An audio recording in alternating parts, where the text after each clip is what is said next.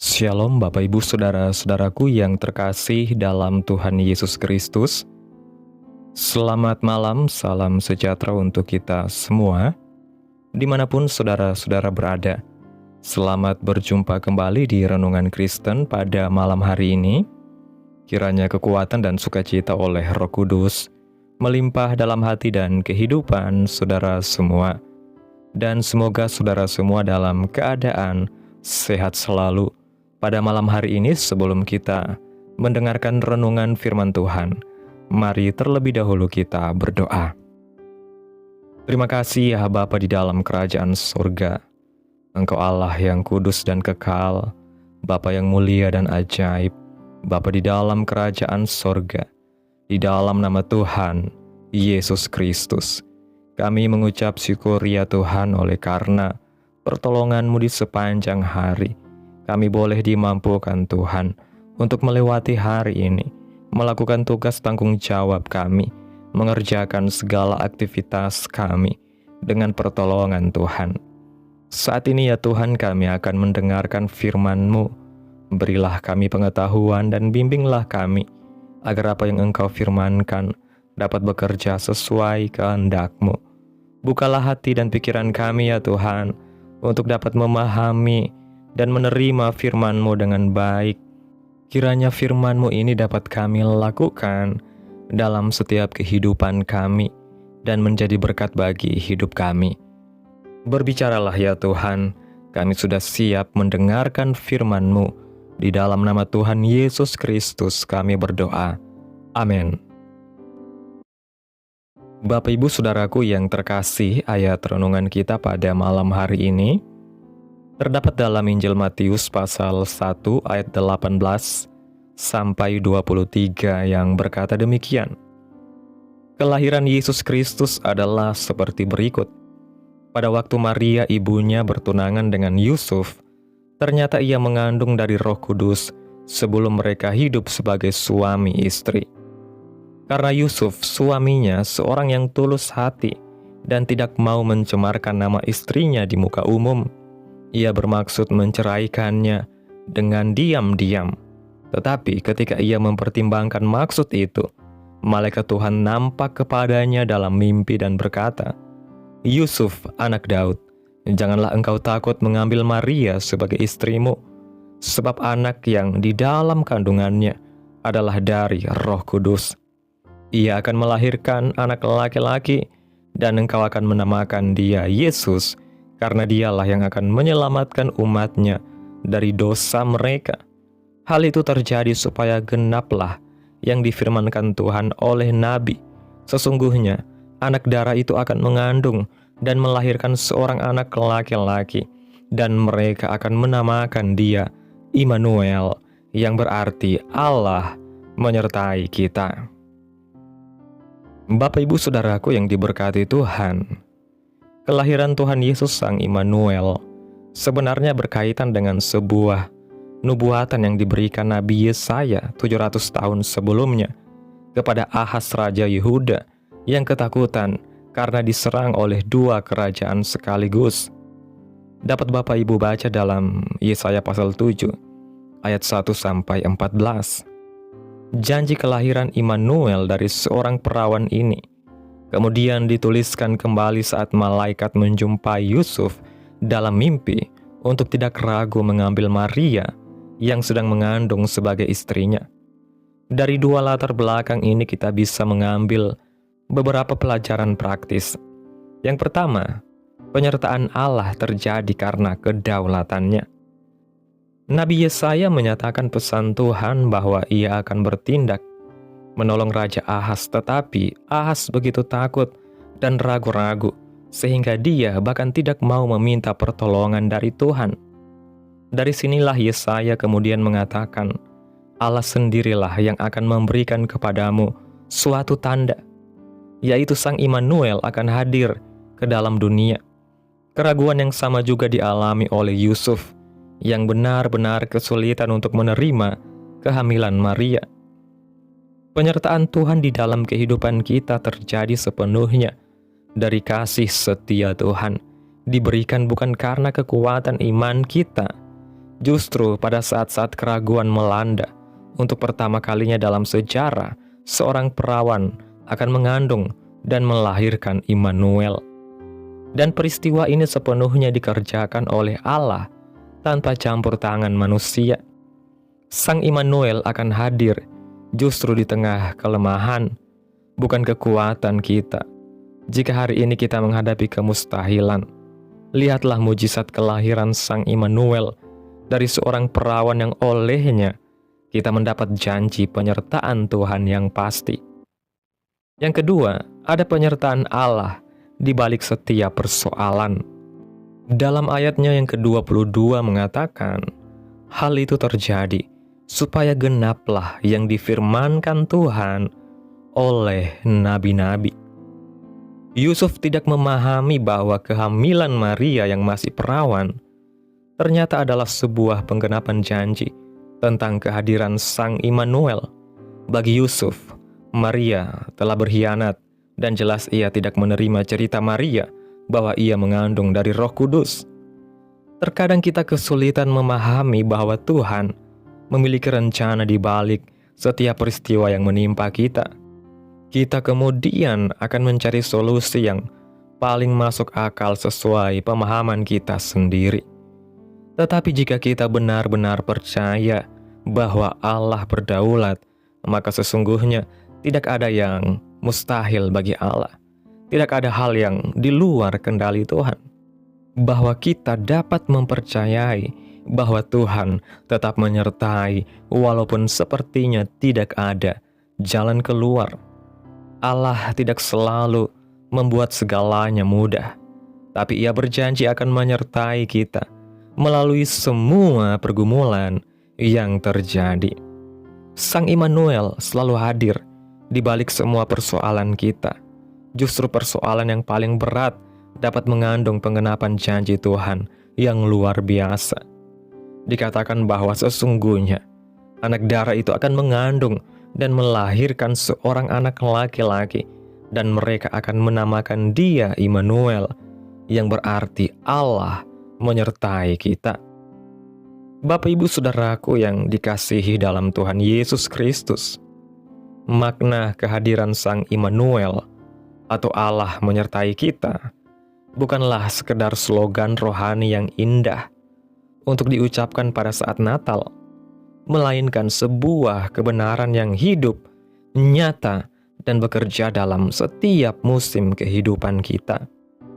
Penyertaan Allah di dalam Kristus berarti bahwa Tuhan tidak tinggal jauh di sorga, tidak berdiam diri sebagai Allah yang hanya menyaksikan penderitaan manusia dari kejauhan, tetapi Ia turun masuk ke dalam realitas hidup manusia yang penuh dengan air mata, pergumulan, ketidakpastian, ketakutan, dan kelemahan.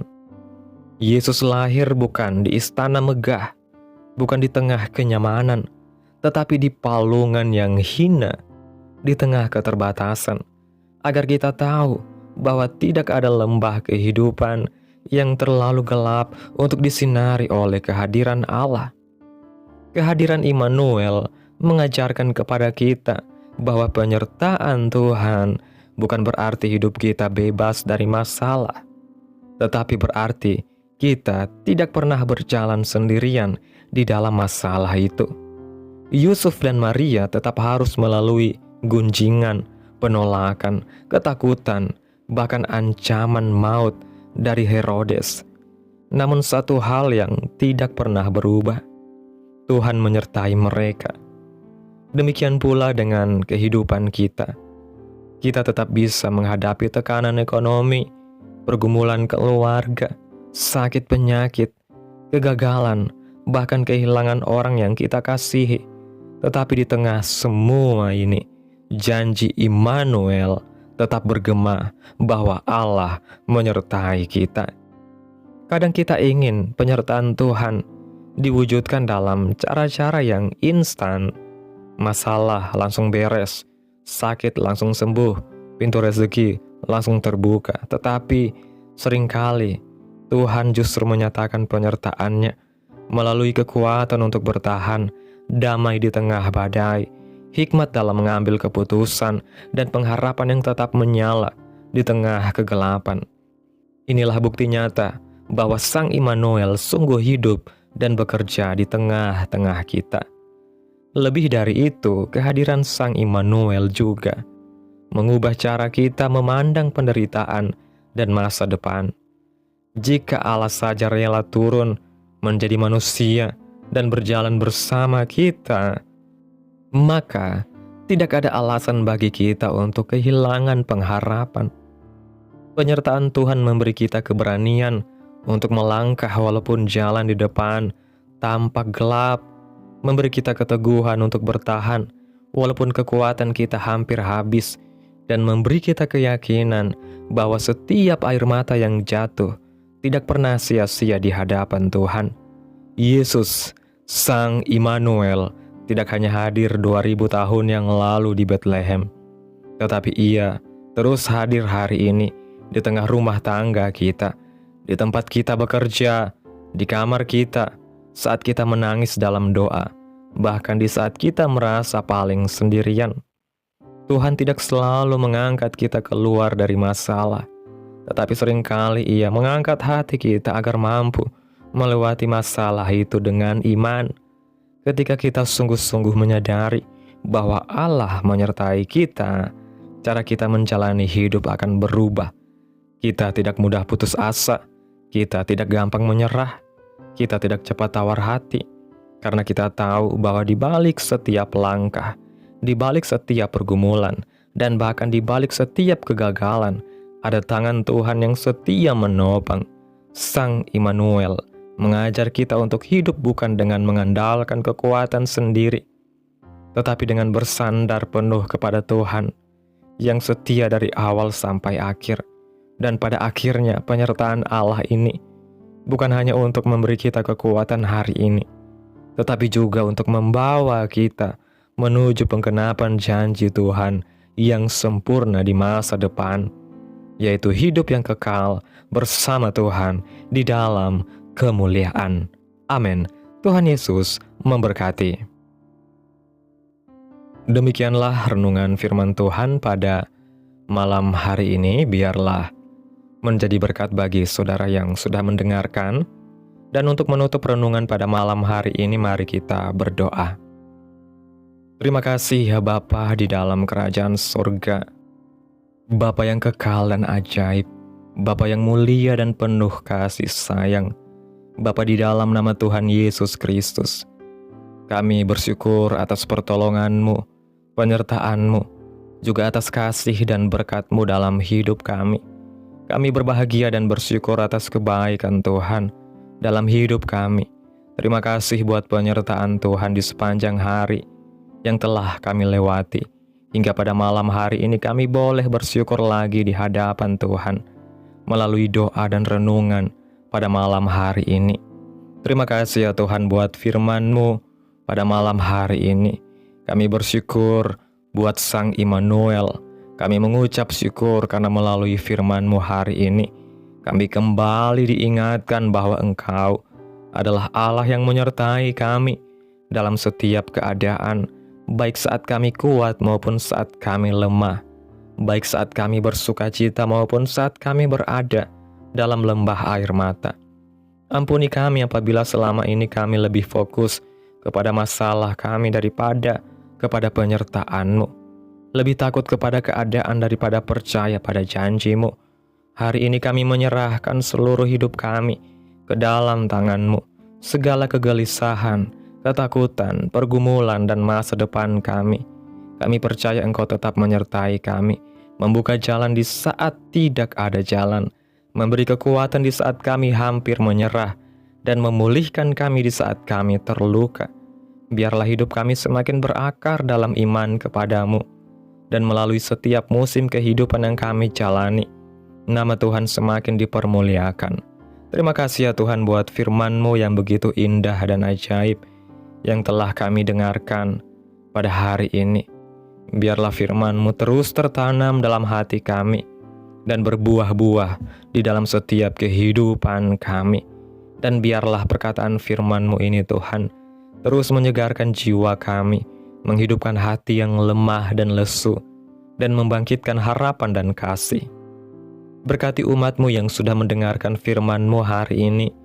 Berkati di setiap saat, tempat dan kondisi hidup mereka agar senantiasa selalu merindukan dan membutuhkan firman Tuhan sebagai pelita kebenaran yang memerdekakan dan penghiburan yang menguatkan.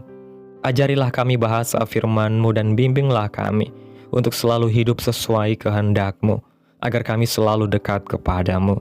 Kiranya Engkau terus memberkati kehidupan kami, keluarga kami, sanak saudara kami, daerah tempat tinggal kami, bangsa dan negara kami, pemerintah kami. Biarlah semuanya dalam perlindungan-Mu ya Tuhan, dan jadilah sesuai kehendak-Mu yang terbaik dalam kehidupan kami. Hamba berdoa ya Tuhan buat umat-umat-Mu yang sudah mendengarkan renungan firman Tuhan pada malam hari ini, yang saat ini ya Bapa sedang mengalami sakit penyakit, pergumulan masalah, kebutuhan ekonomi.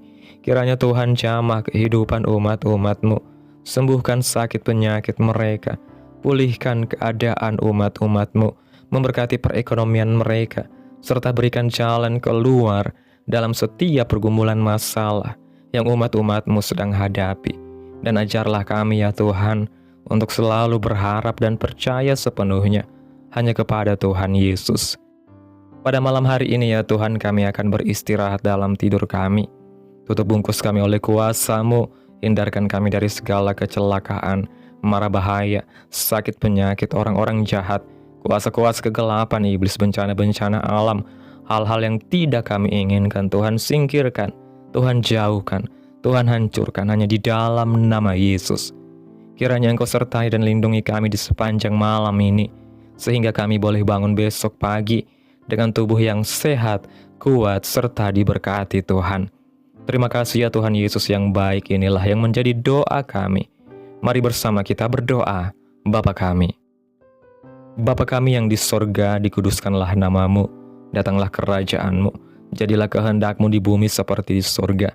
Berikanlah kami pada hari ini makanan kami yang secukupnya, dan ampunilah kami akan kesalahan kami, seperti kami juga mengampuni orang yang bersalah kepada kami. Dan janganlah membawa kami ke dalam pencobaan, tetapi lepaskanlah kami daripada yang jahat, karena Engkaulah yang mempunyai kerajaan, dan kuasa, dan kemuliaan, sampai selama-lamanya. Amin. Terimalah berkat Tuhan. Tuhan memberkati engkau dan melindungi engkau. Tuhan menyinari engkau dengan wajah-Nya dan memberi engkau kasih karunia. Tuhan menghadapkan wajah-Nya kepadamu dan memberi engkau damai sejahtera. Terimalah berkat Tuhan di dalam nama Tuhan Yesus Kristus. Amin. Selamat malam, selamat beristirahat. Tuhan Yesus memberkati.